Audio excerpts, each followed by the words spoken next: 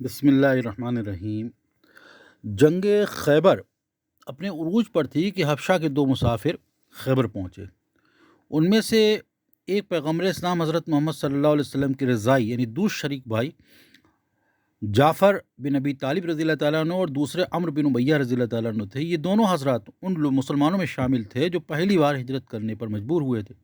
اور حبشہ چلے گئے تھے۔ ان دونوں کی واپسی کے بعد جزیرہ عرب کا اور کوئی مسلمان حبشہ میں باقی نہ رہا۔ خیبر کی فتح کے بعد چونکہ یہودیوں کو مختلف مراعات رعایتیں بشیشہ ادھیکار حاصل ہو گئی تھیں، لہٰذا انہوں نے اپنی عبادت گاہوں کو نئے سرے سے کھولا اور پہلے کی طرح عبادت میں مشغول ہو گئے۔ یہودیوں کی تمام مقدس کتابیں اور دوسرے اہم کاغذات بھی جو مسلمانوں کے ہاتھ لگے تھے لوٹا دیے گئے، اور مسلمانوں کے ساتھ ان کے تعلقات اتنے اچھے ہو گئے کہ ایک یہودی عورت نے اعلان کیا کہ میں اپنے ہاتھوں سے کھانا پکا کر پیغمبر اسلام حضرت محمد صلی اللہ علیہ وسلم کو بھیجوں گی۔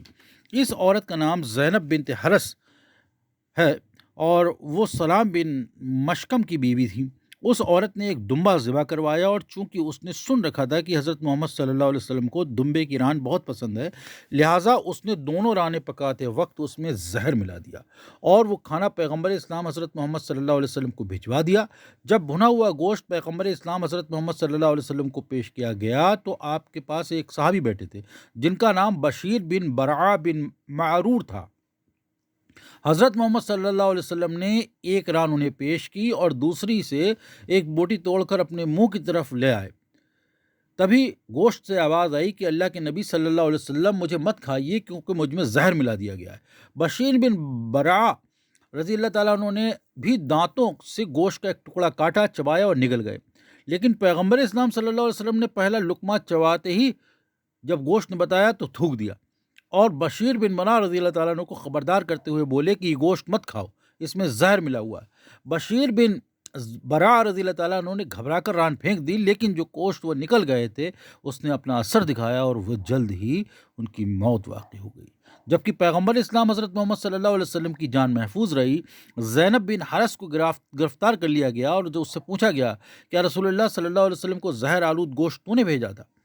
اس عورت نے اپنے کیے کا اعتراف کر لیا اور کہا میں نے یہ سوچ کر گوشت میں زہر ملایا تھا کہ اگر محمد صلی اللہ علیہ وسلم خدا کے بھیجے ہوئے ہیں اور خدا کے سچے نبی ہیں تو وہ اس گوشت کو ہرگز نہیں کھائیں گے اور انہیں کوئی نقصان نہیں پہنچے گا، لیکن اگر وہ رسول خدا نہ ہوئے تو گوشت کھا کر جاں بحق ہو جائیں گے۔ لیکن چونکہ حضرت محمد صلی اللہ علیہ وسلم نے گوشت نہیں کھایا اور فوراً اگل دیا، لہٰذا مجھ پر یہ ثابت ہو گیا کہ وہ اللہ کے رسول ہیں۔ اسلامی تذکرہ نویسوں نے یہ بتایا ہے کہ اس عورت کو اللہ کے نبی حضرت محمد صلی اللہ علیہ وسلم نے معاف کر دیا، اور اس کے معاف کرنے کا اثر اتنا زیادہ ہوا کہ اس نے اسی وقت کلمہ طیب لا الہ الا اللہ محمد رسول اللہ پڑھ دیا۔